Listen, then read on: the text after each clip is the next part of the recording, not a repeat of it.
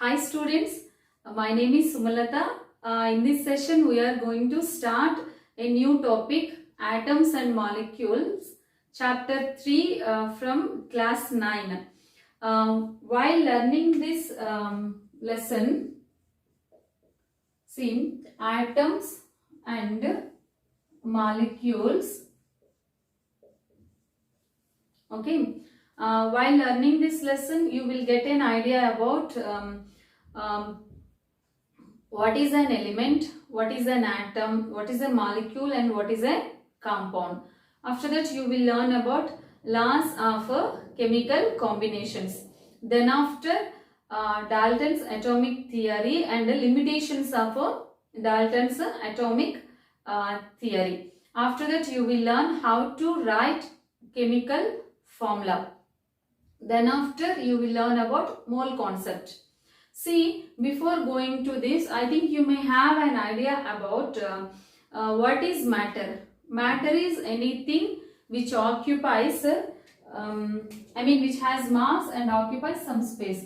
See, matter is anything which has mass and occupies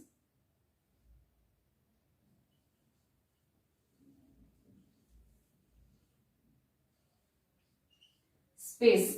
Okay, if you are going to take an example for matter, see this marker is one type of matter. The ink present in this marker, this is also a matter, and this board. If you consider each and everything present in this universe comes under as a matter. Even this universe also a one type of matter. Okay, see, but various types of matters are there here. You already know solids, liquids, and gaseous states. And another two forms are plasma and Bose-Einstein condensation. You will learn about these two things further classes. See how matter will acquire this solid form and liquid form or gaseous form, because the reason behind this one is the constituent particles present in that compound will give a certain type of matter. Okay, see once, suppose you can take an example here. This is a solid form. See here, the matter present in this solid form,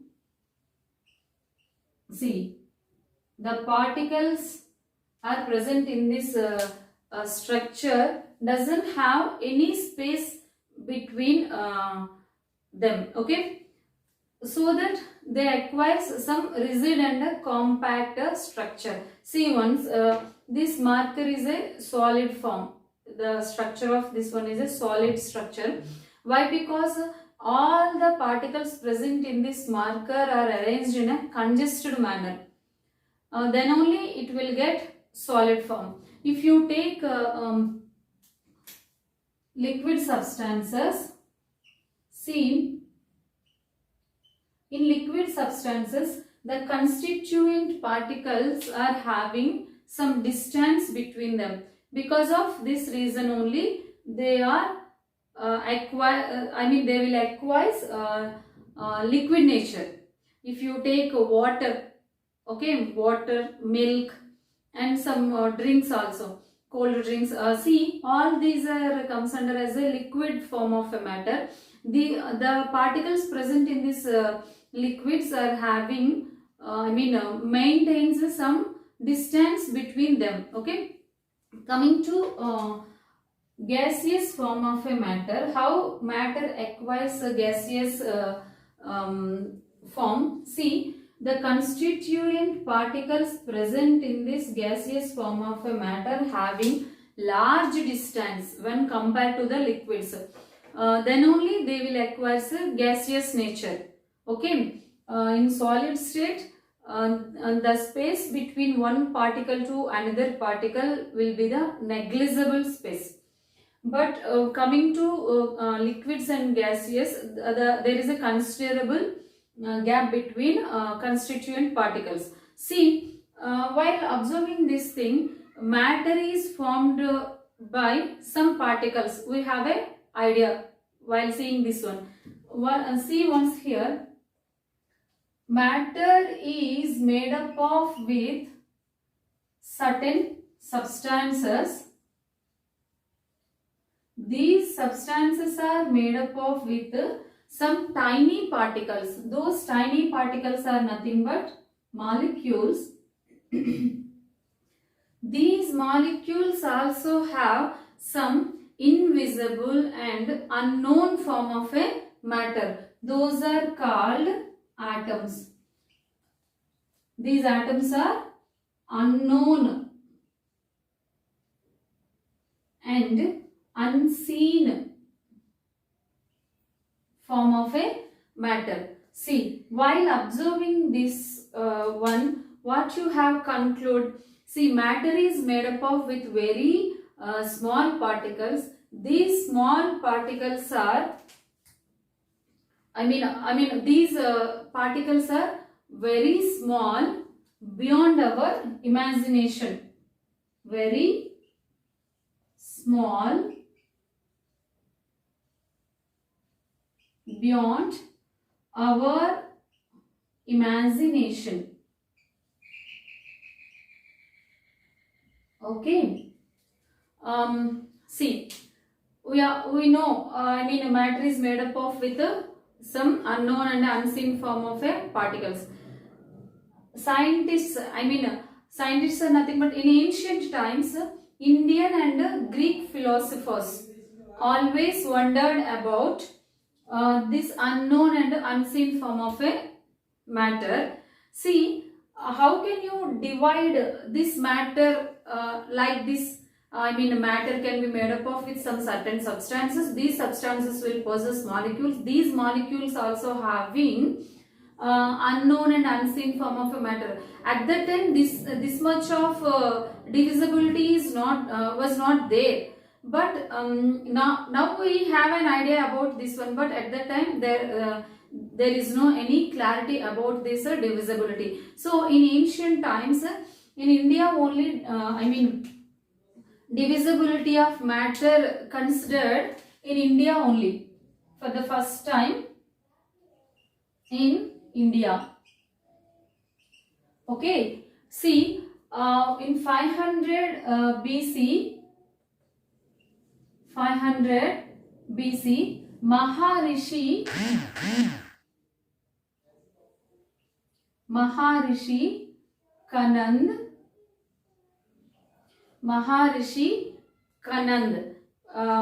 postulate, he proposed some doctrine, okay, some theory, okay. According to his knowledge, what he said, if you go on dividing matter, you will get simpler and smaller and smaller particles. After that, you will get a certain stage, okay. You ultimately you can't able to divide these simpler particles into further smallest particles. See once, this is a particle belongs to certain type of matter. See, if you go on dividing this particle, you will get some smaller particles. After that, you will get, if you divide this particle into some simpler units, you will get some tiny particles. See, after that, ultimately you will get a stage. There is no possibility to divide these smaller particles into further simpler units. See, if you take rice, an example here, if you let it rice particles into grinding, okay, you will get granulated rice. After that, what happens? If you let some more time to grind it, you will get rice flour. Is it possible that rice flour will get into another simpler units? There is no possibility. That is the thing he mentioned at that time. If you go on dividing matter, you will get smaller and smaller particles. Ultimately, a stage will come. At that time, you can't able to divide those smaller particles into another simpler units. So he named for these smaller particles Paramanu. Okay. He named for these smaller particles Paramanu. Coming to another one, after Maharishi Kanand, another Indian philosopher, Pauda Katyayama. Okay. See.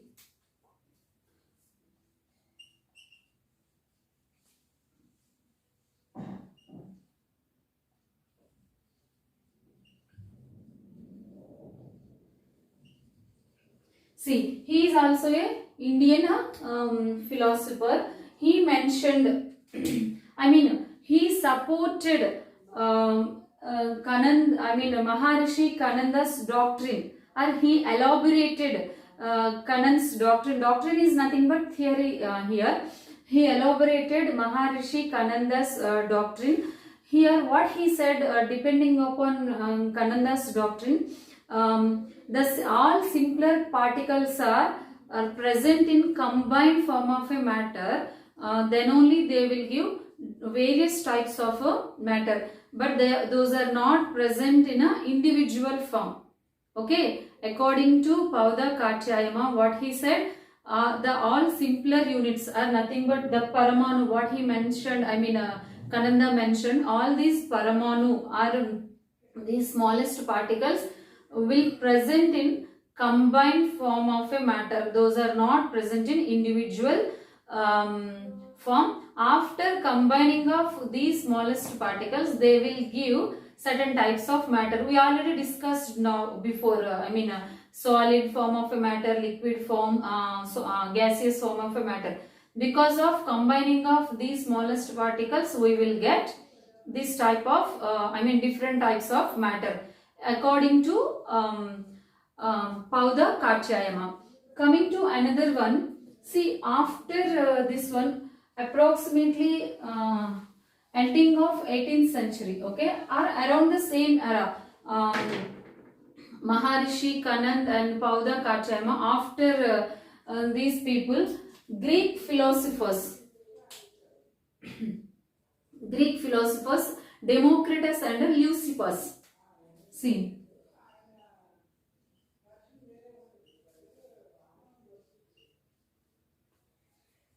Greek philosophers, Democritus and Leucippus.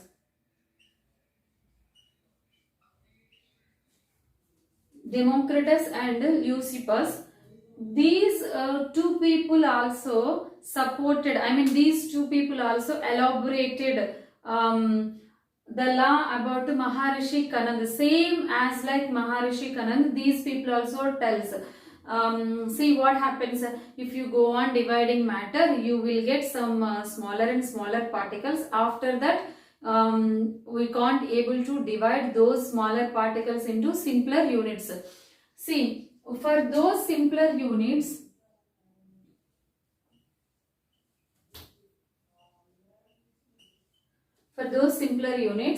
Democritus named atom. Okay, for those simpler units, Democritus named atom or atoms.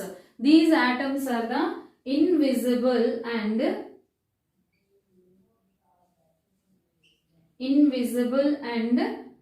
uncuttable or indivisible, you can mention. Okay, indivisible.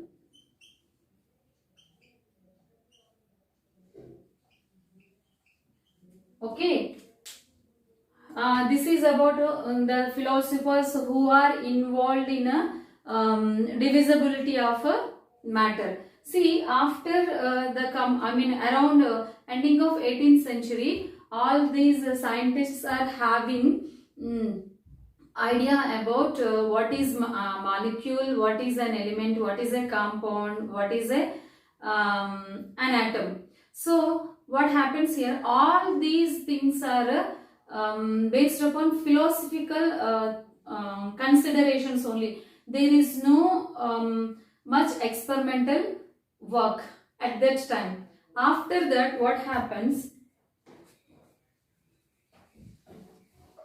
Lavoisier and Proust, okay, Lavoisier and Proust proposed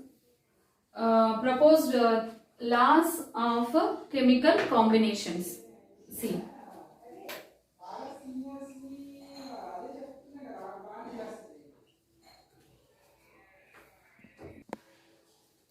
after that Lavoisier and Proust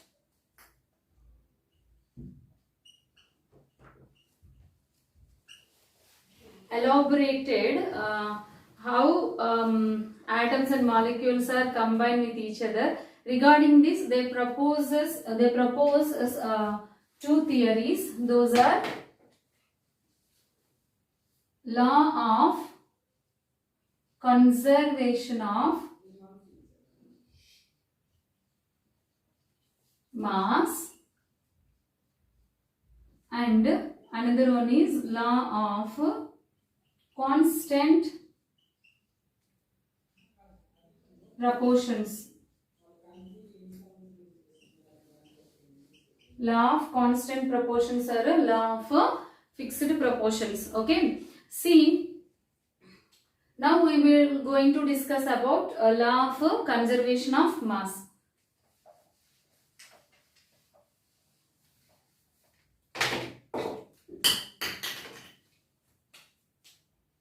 Law of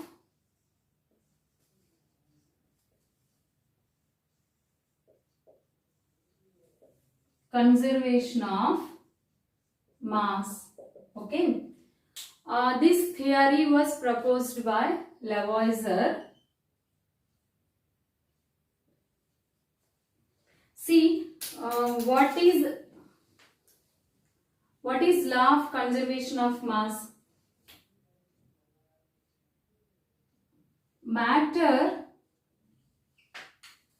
can neither created nor destroyed in a chemical reaction. It can be conserved from one form to another form.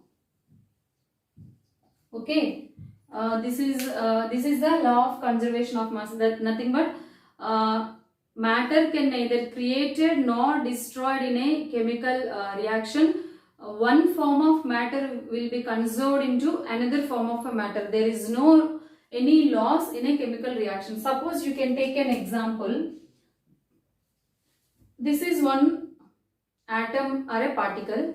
It will going to be reacting with another particle. What happens here? They will, after combination of these two, they will form another molecule or a compound. This is a chemical reaction. See once here. Here how many molecules are going to be reacting with each other? Two molecules. 1 plus 2. Okay. How many atoms are present in the formed product side? Only 2. Okay. From reactant side also 2 and product side also 2. See here, the particles which are going to be involved in a chemical reaction are known as reactants. Okay. The particles which are going to be formed in a chemical reaction are known as products. Okay. See, how many reactants are involved in a chemical reactions? The same number of products will be formed in a chemical reaction.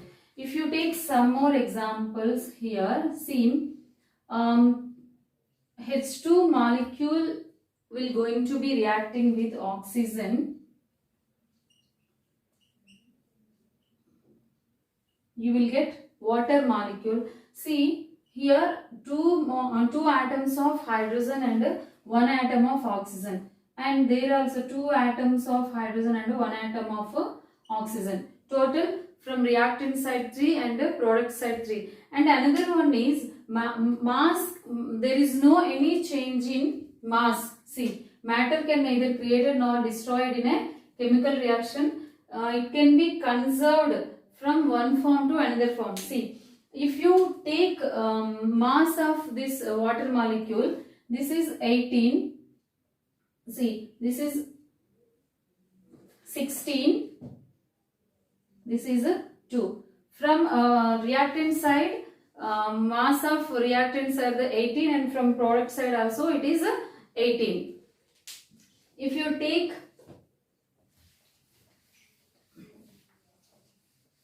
some more examples, SO2 molecule going to be reacting with oxygen. See, two molecules of SO2 reacting with oxygen. What happens here? So two molecules of sulfur trioxide will be formed. See here, 2 plus 4 plus 2. How many molecules are involved in this reaction? 8. 2 plus 6. From product side also you will get 8 atoms. Okay. Another one is, if you consider formation of ammonia.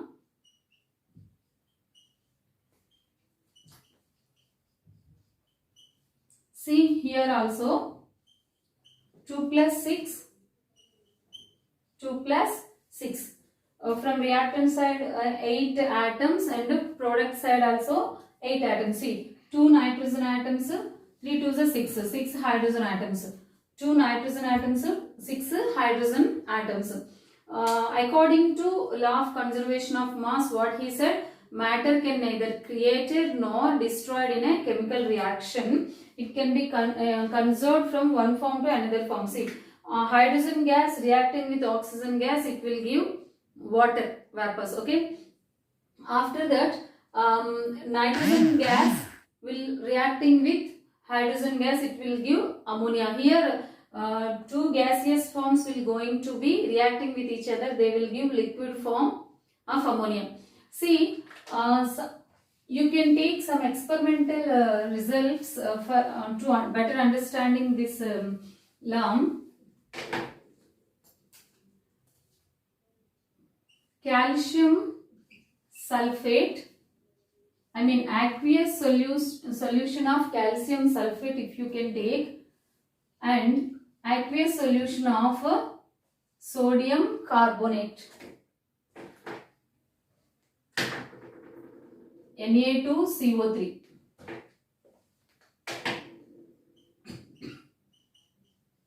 See, aqueous solution of copper sulfate, you can take 10 ml from copper sulfate and 10 ml from sodium carbonate. See, this copper sulfate solution you can take in conical flask. Okay.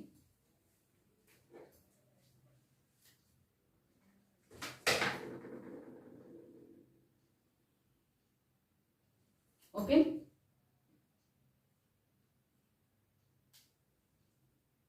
This is the copper sulfate solution. It is blue in color. Okay. Blue CuSO4 aqueous solution. This is the conical flask.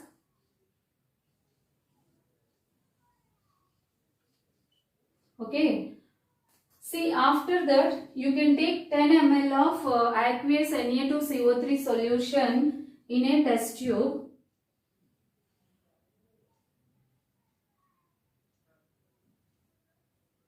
this test tube can be holded with a thread. Okay. After that you can put cork to this conical flask. Okay. This is the Na2CO3 solution. Aqueous Na2CO3 solution. This is a test tube. Okay. See, after arrangement of all these things, you try to weigh complete this equipment. Okay. If you get, I mean, suppose imagine it is having 100 grams weight.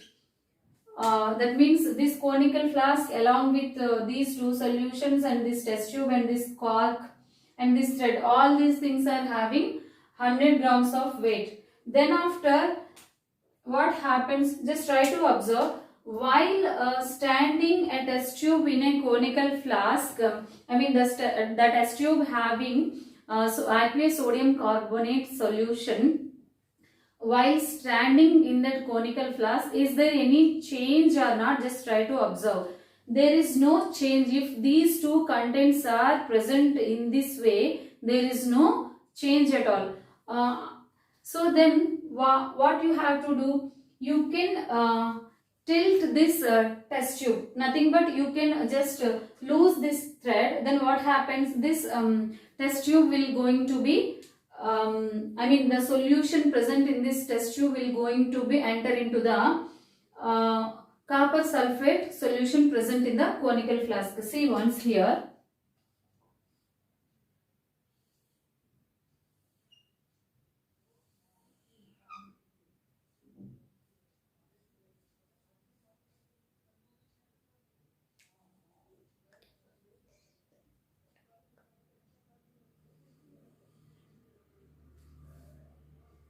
If you tilt this test tube by losing this thread, okay, what happens, the solution present in this test tube will going to be enter into the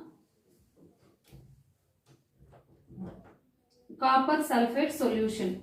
Okay, what happens then, the two solutions will going to be mixed with each other. See here, copper sulfate plus sodium carbonate will be mixed up with each other. They will give another product. See, after mixing of these two solutions, you will get copper carbonate and sodium sulfate. Okay, copper carbonate and sodium sulfate. See here, is there any change while tilting this test tube? See, after completion of tilting, you just try to swirl this conical flask. Okay. Then what happens, those two reactants are completely mixed with each other. Then they will exchange their particles. Then you will get CuCO3 and Na2SO4. Okay, these are present in a precipitated form. This is the precipitation.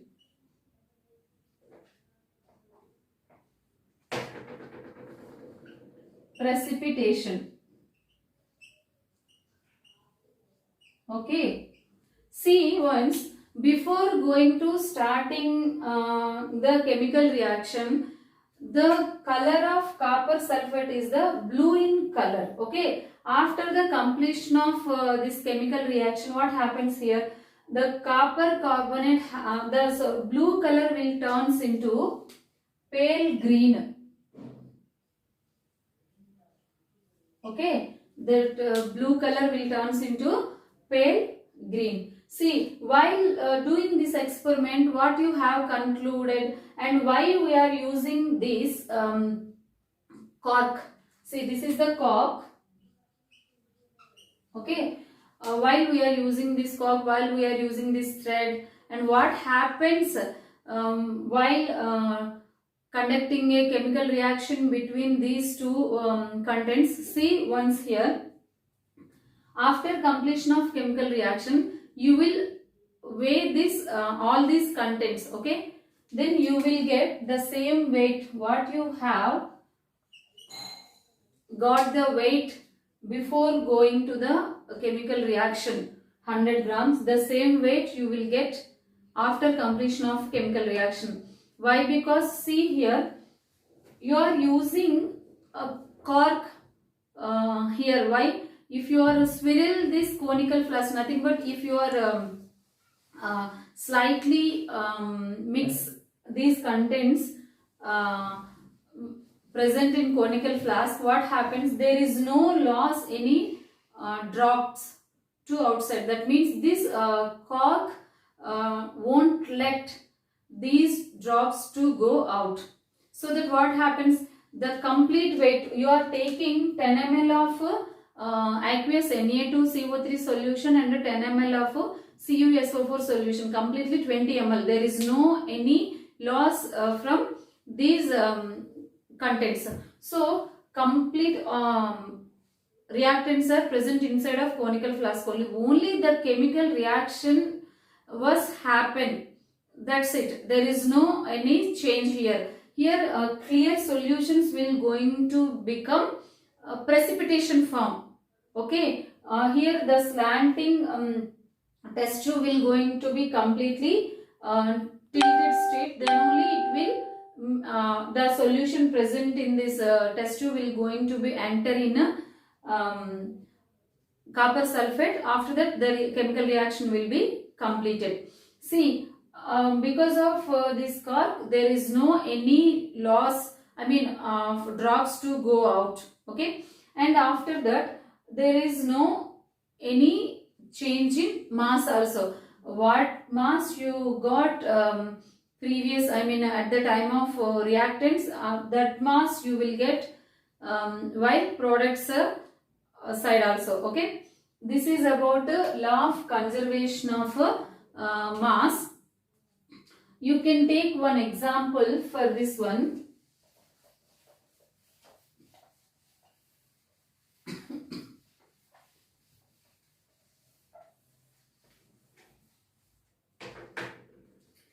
See, sodium carbonate reacting with acetic acid. Okay, you will get sodium acetate plus water and carbon dioxide. Okay, carbon dioxide. See, sodium carbonate, you are going to take 5.3 grams of sodium carbonate reacting with 6 grams of acetic acid. Okay, then you will get 8.2 grams of sodium acetate and 0.9 grams of water and 0.2 grams of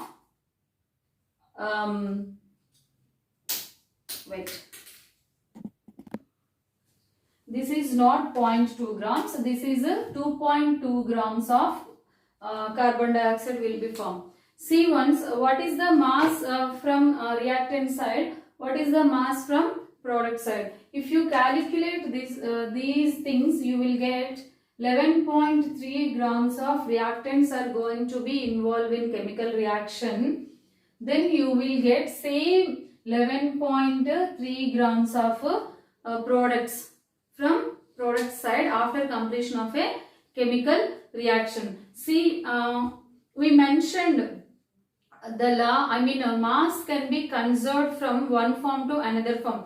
That will be applicable for gaseous are gaseous state and solid and liquids also. That means only solid. See here in this example, carbon dioxide gas formed.